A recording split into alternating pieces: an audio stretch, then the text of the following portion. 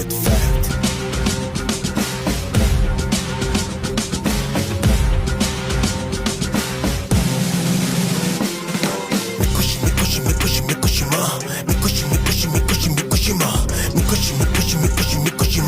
دوده چیه دوده تنه کلی ملا